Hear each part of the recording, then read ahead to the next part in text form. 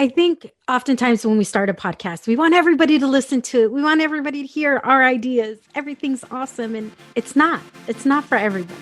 Me as a person, people may not always like my personality. I get that. There's over 1.9 million podcasts. Most of them never see the results they expected. They want to monetize, but their show ends up costing them money, and they never achieve the listenership they desire. This show will help you launch, grow, monetize, and inspire with your podcast. Get ready to take notes, because here's your host, Adam Adams. And we're back with another episode of The Pop. And I'm your pop. I'm Adam Adams. This is the podcast on podcasting. And today we are going to be discussing, if you're trying to talk to everybody, I'm sorry, but you'll really be talking to nobody. And who else to teach us this awesome point than my new friend, Jessica Yañez. How are you today? I'm well. How are you? I'm very well. And Jessica is from the Wine and Chisme podcast.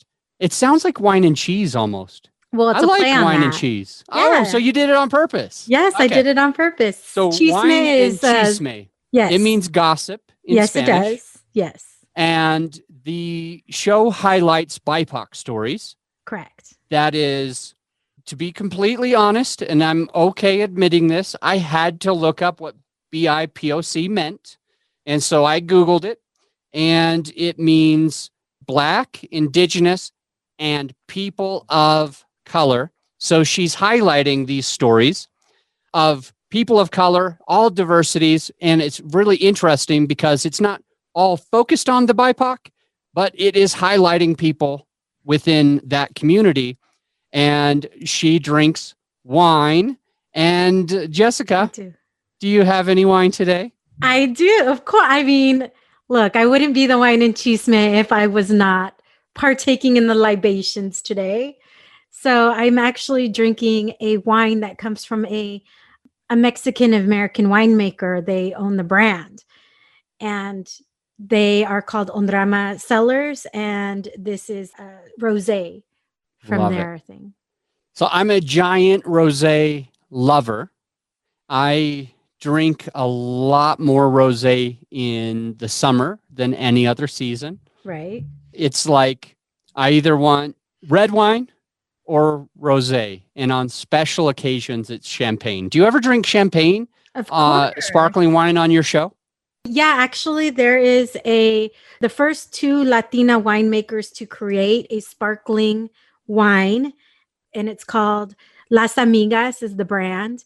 And we did a whole episode on them and what made them decide to do this and everything. And Cool. their sparkling wine, it's literally one of the best I've ever had. It's so good. So based on just the two different illustrations you've given me, it sounds like you are really trying to support any Mexican or any other type of winemaker on your show that is from the BIPOC community. Is that true? Or would it just happen to be those two wines? One led into the other. So I started Okay. the podcast drinking wine, and then I decided to look up, are there Latino owners of wine brands? And so I started looking up, I found it, and I started reaching out to them. So what I drink on the podcast does not have to come. It can come from any winery. Yeah. And I've had wineries starting to reach out to want to sponsor because they want to reach. That's so my cool. audience. Yeah.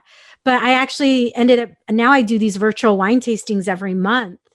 And the virtual wine tastings are very specifically focused Like on your show or like on Facebook Live, or how do you so do that? we do separate, like they're on Zoom. So we get the owners, which are all Latino owned wine brands Cool. that come and they share. So, you go to a winery, you do a wine tasting. Most often you're not talking to the owners. You're talking to the people that work there. We actually get the owners of the wine brands that come from the Latino community, and they get to share their story with us, and we get to taste all these wonderful wines.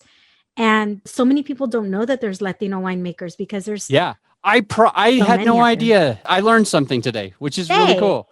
So these owners that you have on the show, or excuse me, that you have doing virtual wine tasting, Do you end up making that part of the show too, or do they not make it into the podcast? No. So now we are doing separate podcast interviews with them, as well as the virtual wine tastings, because obviously more people listen to the show than are able to attend these virtual wine tastings.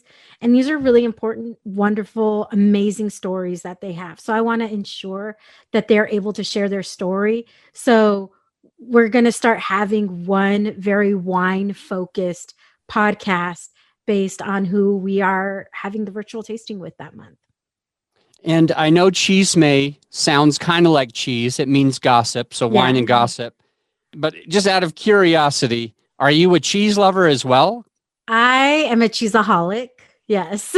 Okay. So name like 3 of your top cheeses that you really enjoy. There's this one cheese that I found when I lived in Dallas that they introduced me to. It's this cheese shop named Scardello, which if you're in Dallas, go. They're so good. And it's called Hockey Brig. It is a mountain cheese. And I cannot find it anywhere anymore. So I have to find other mountain type cheeses. What is a mountain cheese? I live in the mountains. I love cheese, but I don't know what a mountain cheese is. So I think they're ones that are made in the Alps area, stuff like that. They're made in Europe. They're so good, but the quality, they have this crystallization to it. Oh yeah, like Manchego. And it's, oh my gosh, my mouth just holy watered. But it's one of those cheeses where you taste and you're like, oh, it's good. And then the lingering taste gets better and better and better. It is so good. What kind of wine pairs with that mountain cheese with the crystallization inside? I mean, God, there's a lot. You could do a Sauvignon Blanc, or obviously you could do a sparkling wine with that. Would be really good. And then you have something I actually just did a food and wine pairing on this last Sunday. And we had a few various goat cheeses, and we did a Sauvignon Blanc with those, and it went really well with all of them. Nice. For me, a lot of goat cheeses have that funk and that's almost that sourness. Yeah. And so I would like it with something a bit sweet, even more sweet than a Sauvignon Blanc, something, trying to think a Riesling would go good with Riesling. Yeah, for sure. Or what's the really sugary wine? I think it starts with an M. I don't know why I can't think of it. Moscato? Yeah, like Moscato or have you heard of ice wine? I've heard of ice wine. I've never tried it because I know they're very, very sweet. And I don't tend to I don't tend to lean towards sweet wines. Okay. So, but I do still want to try them. I think it would be good with some pungent cheeses. Oh, anyway, yeah. All right. This is the podcast on podcasting, not the podcast on whining. So I'm going to stop whining. Jessica will be your whiner today with her rosé. And by the way, I do love rosé. Let's jump into a little bit about your podcast. So number 1, most important question, why did you start the podcast and when? February 17th, 2020, I dropped my first 3 episodes. Nice. Right before the pandemic, not knowing what was around the corner. And the reason I started it was initially, it was kind of like the 3rd iteration of an idea. And it started out as a YouTube channel that I was doing with my friend, talking about dating in your, I guess technically I would be considered middle age. I'm in my 40s. And I've never been, as a Latina who's never been married and doesn't have any kids, it's like, wait, who are you and what the heck's going on? So me and my friends wanted to just talk about those things. And then I realized when you're doing something with other people, you're constantly having to rely on those people. And if they can't do something or they can't whatever, it was bugging me. So I scrapped it. And then I decided, let's do an audio version, because then I don't have to rely on anybody but the people that I'm interviewing, and it can all be on me. And initially it started out with a different name and everything, but I kept coming back to wine and chisme because I would say I was having wine and chisme for my birthday. And one of my friends was like, that's what you need to name. You need to change your Instagram name to that. And then after I did that, the podcast was like, that's what I need to name it. And I kept seeing all of these podcasts and kept listening to these podcasts that were very hyper focused. So very within the Latino community, very within the Black community, very within the Asian community. But I didn't hear anything that brought all of us together and all of our experiences together. And I wanted it to be a reflection of who my friends are, because my friends come all across the BIPOC community. And that's where the idea came from in regards to having it focused on that. Interesting. I really like that story.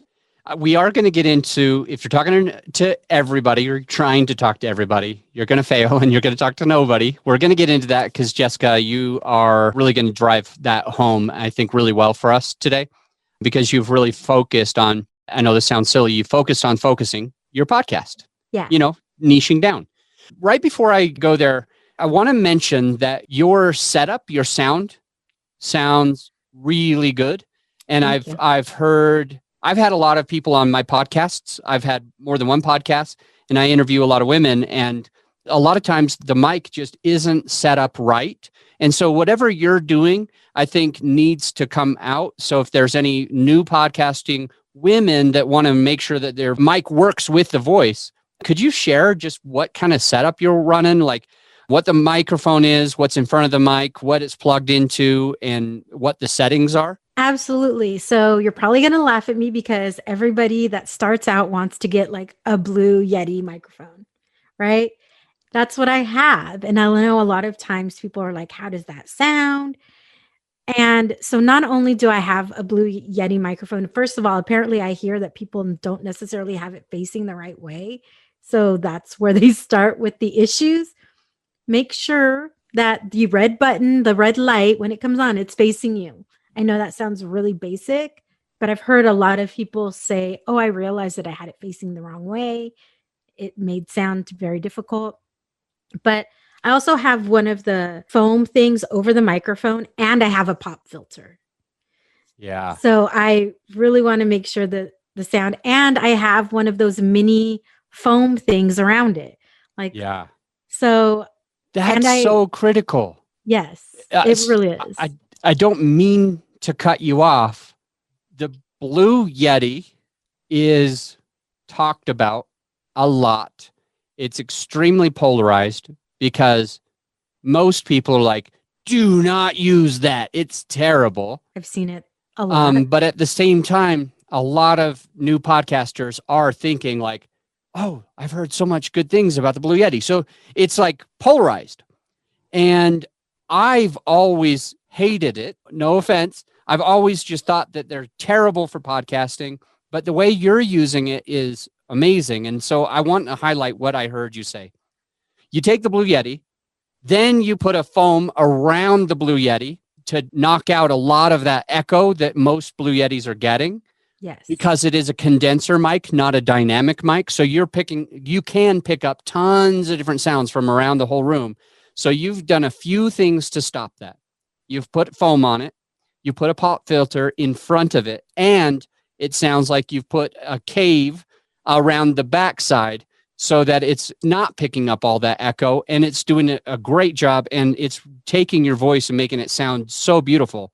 And so, wow. I hope that, other people listen to this and they're like, maybe I will get a Blue Yeti, but I need to do what Jessica did. I need to cover it because those condenser mics, they pick up too much of the other room and it sounds echoey and people are too far.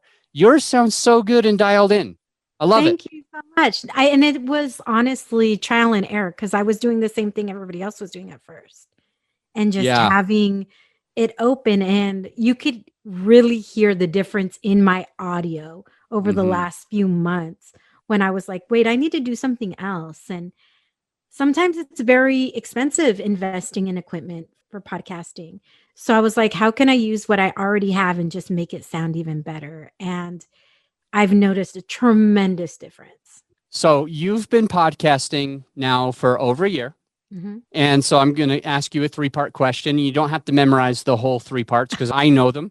Okay. But after about a year of experiencing podcasting, honing in on your craft, honing in on getting guests, honing in on the way that your mic setup is, what is the biggest pro of podcasting, the biggest con of podcasting, and the biggest lesson learned?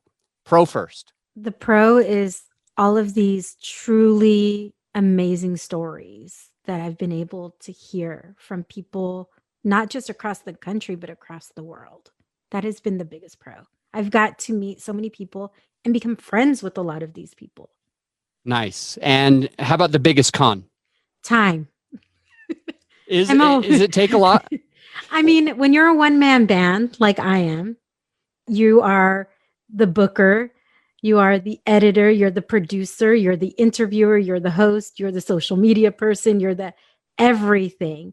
Wearing all the hats. Yeah. So something happens, you are the person who has to take all of the good and all of the bad. So I don't know if it's necessarily a con, but it is if you're somebody who doesn't have a lot of time and doesn't have a lot of resources, it can be really challenging. And okay, so that's the biggest pro, that's the biggest con. How about the biggest lesson learned? And oh my gosh, I just pulled up your logo. I love your logo. It's so good looking. Oh, Everybody needs to go and check out this logo, the Wine and Chisme podcast. So just type in the Wine and Chisme, the and is the and sign, and it's CHISMEAE. I'm like saying it in Spanish now. CHISME for Chisme.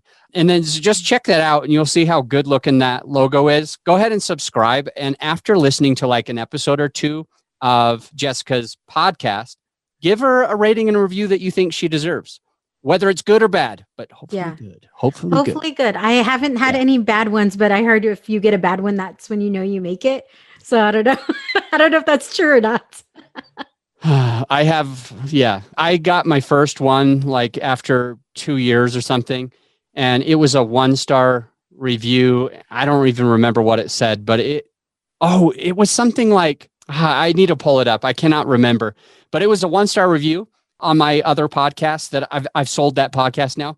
And it hurt me so much. Like I couldn't handle the 1-star review. I wanted to feel vindicated. I wanted, I'm going to get that.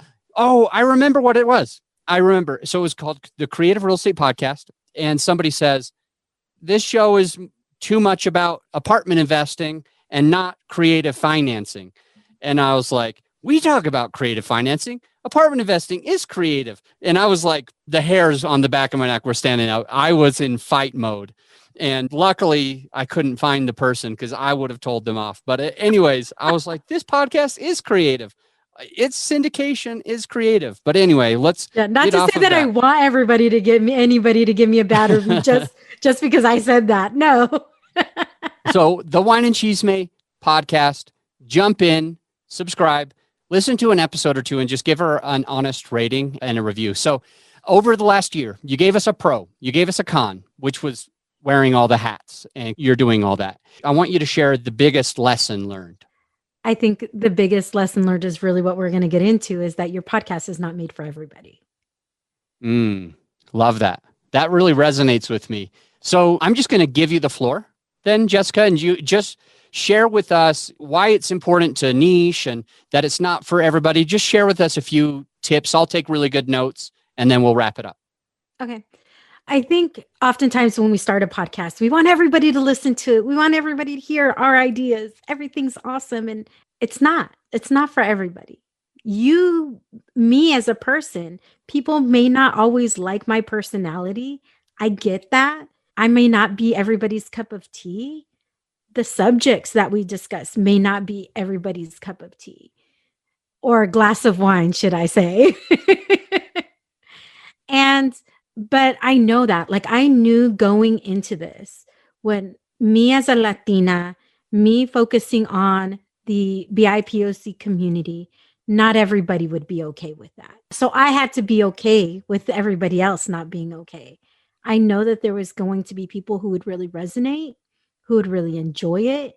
For me, it was really about people within our communities, within the BIPOC community, sharing our stories with one another, because no matter what community you come from, it's not monolithic. And every Latino or Latina has their own story to share. Every person, and I say Black because I have a lot of people that are not from America, that they don't consider themselves African American.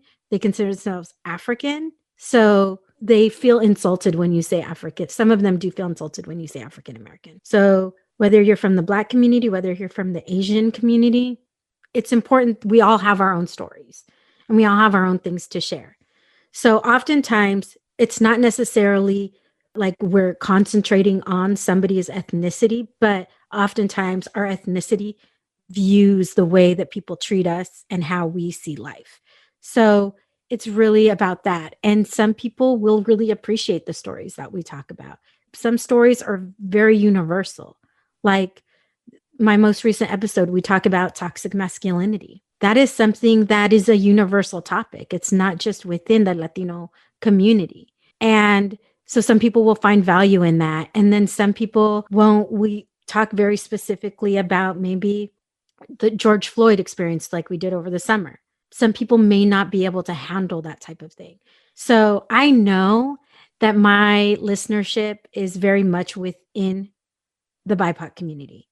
I know that there are other people outside of the community that probably listen, but it's not as vast.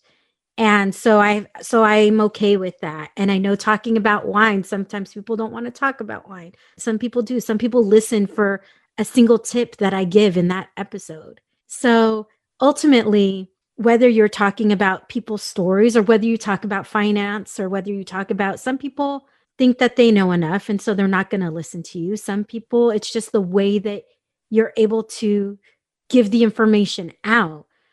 But I think we always want, it's in human nature to want everybody to like us and to want everybody to hear that what we want to say. But I think I realized if what I do impacts one person in a positive way, then I've done my job. Fortunately, there have been more people who have reached out and said how much they enjoy it and how much they listen to it. And I get a lot of Instagram messages of people who share things that they've received out of each episode. But if one person has told me that over the last year, to me, I think it's still worth it because I've made a positive impact on at least one person. That is truly beautiful. All right. So I've got a few notes that I took, and I'm probably going to ask you a question or two just to follow up. First of all, I will mention, just because I am in love with her and she's amazing, my sweetheart is Latina as well. So you have a lot of things in common, which is really cool. So anyway, I want to jump in. So we think we want everyone to listen, but the show really isn't for everybody, and we have to be okay with that. We all have our own stories. You talked about toxic masculinity. I don't know why that was so hard for me to say.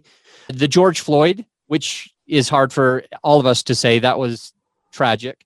You are also on your show are talking about wine. So you found this like niche within this niche where it really truly isn't for everybody. And most of us are like, well, I don't want to put the name wine in there because if I put wine, then I'm cutting out all the people that don't like wine. And there's a lot of people that don't like wine. So they're like, I'm afraid to niche. Or they'll also say, chisme, that maybe only somebody who speaks Spanish is going to understand that and identify with that and get that.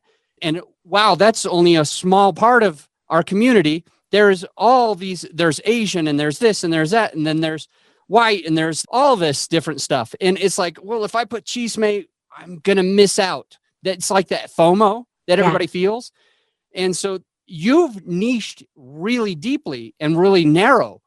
And you're okay with it. You're comfortable with it. You flaunt it and you're winning with it. And you said that you're happy, even because it's in human nature for all of us to want people to hear what we say. I think that's a direct quote that you said. But if one person told you this year that they got value out of your podcast, that would be enough for you. How does the listener become you, Jessica? How does the listener get comfortable with niching? Because it's scary. You're pushing people out. And some of us are like, I don't want to just talk to one person. I don't want to be boxed in. It's not a comfortable feeling. So what tangible advice do you have for the new podcaster who is about to start, how they can niche like you've been able to niche? I think you have to first love it, right? I am somebody who, since I was a little kid, have been very curious about other people. a new student would come, and I was always that first one, like, "Hi, I'm Jessica. Tell me all about you." So, like I was telling you before we started recording, I'm basically still that like 10-year-old little girl who wants to know about everybody. Now I just get to drink wine and record it. So this is something that's really kind of innate in me, very part of me. I love talking to people. I love drinking wine. I kind of put my passions together to create this. So if you're doing something just to monetize or just to like be a podcaster, so to say, I would say that you're already starting off on the wrong foot because you want say that again. Say that again. If you're doing it to monetize or if you're doing it just to be a quote unquote podcaster, you're already starting off on the wrong foot. Okay. I'm going to let that sink in for a minute. Because, I mean, I think that it is okay for us. I think we should personally, and this might be disagreeing with you, I'm not sure, but I feel like we should be comfortable with monetizing a podcast. I think we should be okay with it. I don't think we should feel bad about making the podcast make money because we are spending a lot of time and effort. And I heard you say you shouldn't go into it thinking, I need to monetize. You shouldn't go into it being like, oh, I'm a podcaster. I'm so cool. I'm so out there. But at the same time, I'm wondering, I'm like, sometimes we need to be the podcaster to have the influence that is going to gain the traction that we need in business. If it is a business podcast, I'm not sure. I don't think yours is really focused on business. It's more, but you're getting monetized, right? Yeah, you mentioned in the beginning of the interview that like some winemakers are coming to you and saying, drink my wine, talk about my wine. What are they doing? Like, are they giving you free? I hate to derail the conversation for a second, but are they giving like cases of wine? Here's a case. Now drink just my wine. Or do they give you money? Or like, what's happening with your sponsorships, people who are reaching out to you? Yeah. So I don't think it's bad to monetize at all. Honestly, I monetized from day one because I had a launch party and I charged for it. Oh, cool. I want to dive into your launch party in a sec, but tell me first, these winemakers, what are they doing when they come to you? So oftentimes, interestingly enough, I have started reaching out. The winemakers outside of the Latino community have reached out to me because I've met them in rooms on Clubhouse. Okay. And I talk about what I am doing and I'm talking about who my audience is and they want to reach my audience. So they're reaching out to me saying, how can we work together? And I already had created a media kit with various levels. I have 3 levels of sponsorship. I have Rosé, Chardonnay, and Cabernet.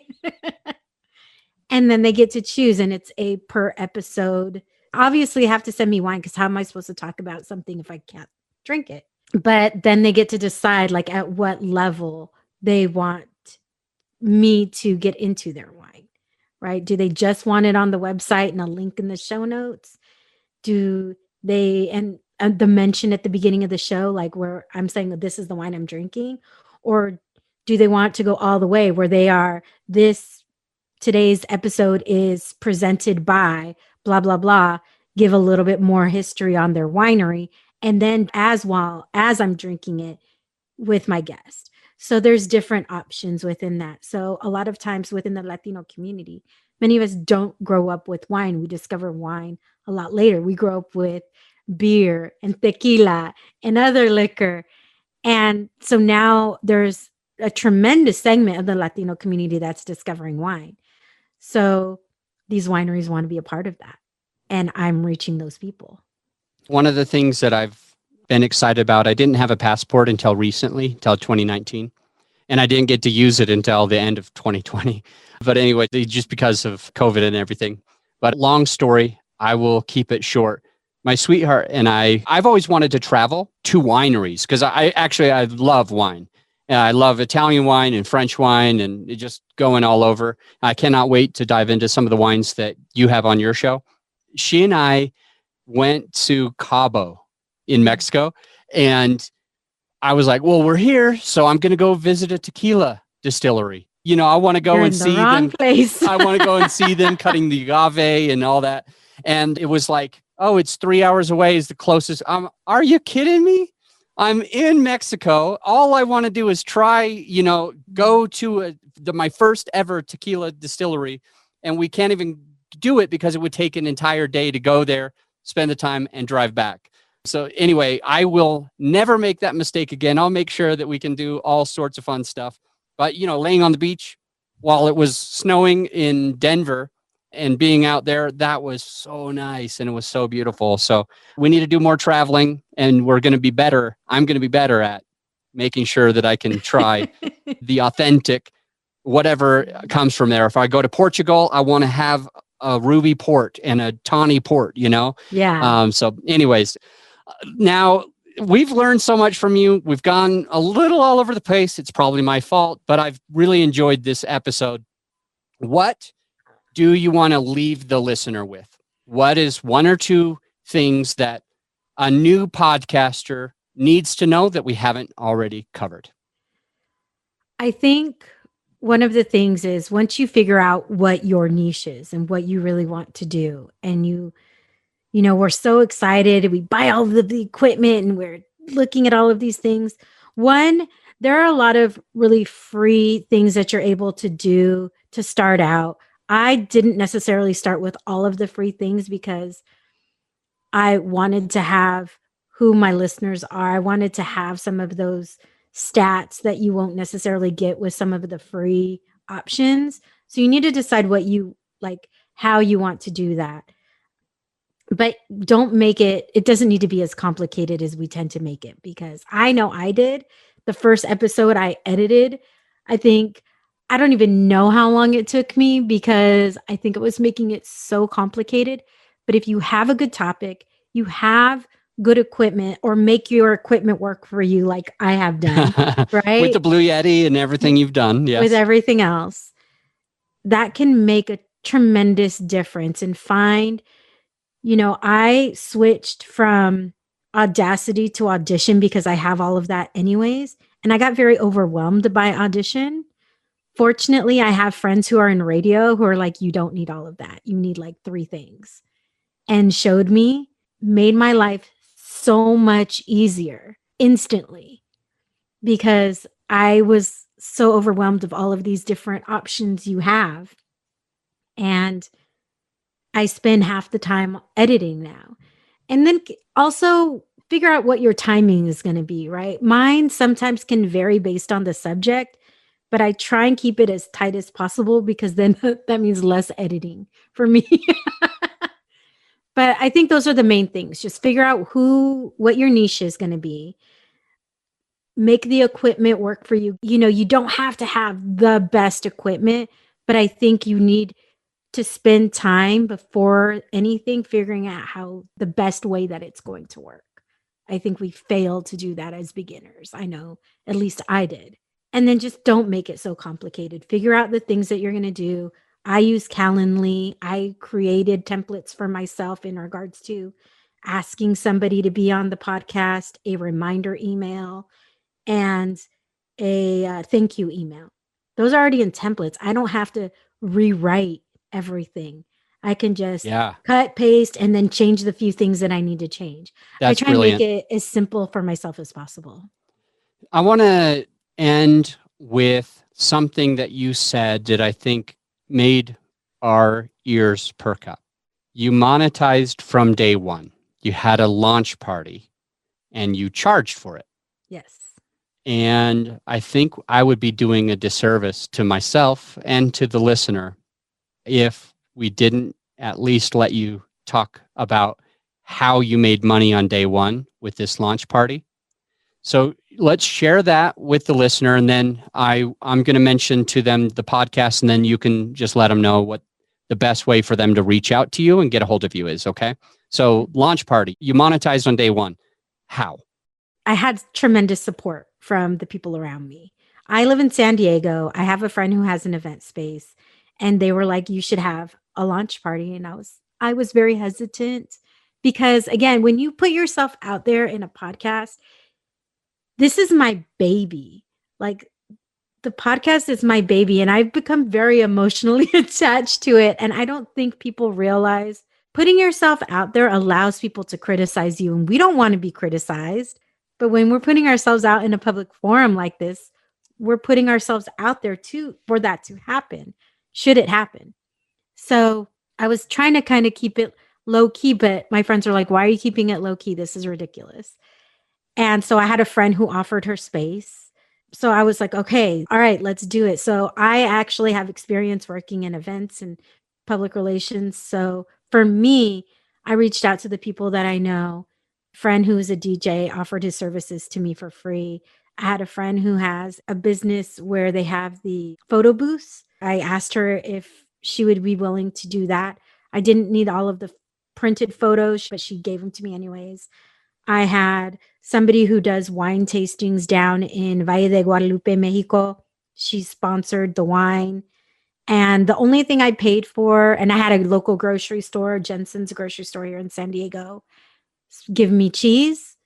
And then I paid for like the charcuterie. I had paid for somebody to set it up. And I was just very, very fortunate that I had a lot of support, but I still had things to pay for. So I only charged $20. It wasn't like a huge, I was really trying to figure out what was something that people would pay for that will come, because oftentimes if you do something for free, people will RSVP and they won't show up. So if you charge them, and I didn't want to do $10 because I felt like that was like people would throw away that money, but $20 would make people say, okay, I want to go because I paid $20 for it.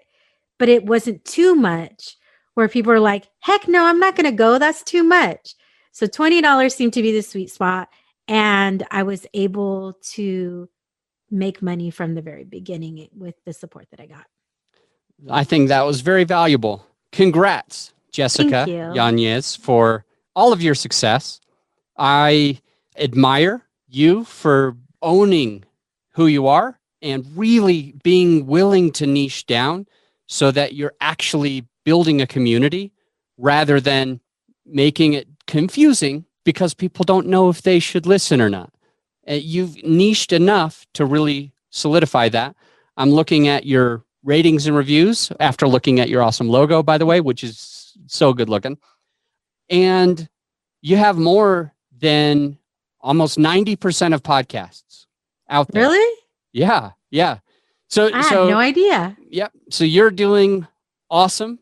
And I think that a big part of why is because you are just okay boxing out, not having that FOMO, and you've honed in your message to the right community for you, and you love it. And I think that that's so important. So thank you for being on the show. Thank you for sharing your story about your Blue Yeti as well, what you're doing with your podcast, why you started it, when you started it. And I loved, I don't remember the exact date. I think it was February something. 17th. You knew the exact date. I love that. So it's obviously something you're really passionate about.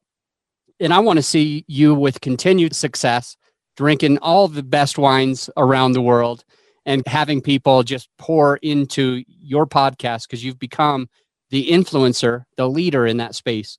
Thank you for jumping on the show. I do need to let you go, but until next time. Thank you so much, Adam. Thank you. This episode is brought to you by GrowYourShow.com. Grow Your Show lets you be the star of your show while we handle all the hard stuff. We offer reliable and affordable post-production services that allow you to grow your show organically without all the work. So go ahead and check out the website right now and feel free to schedule a call with me and let's take your show to the next level.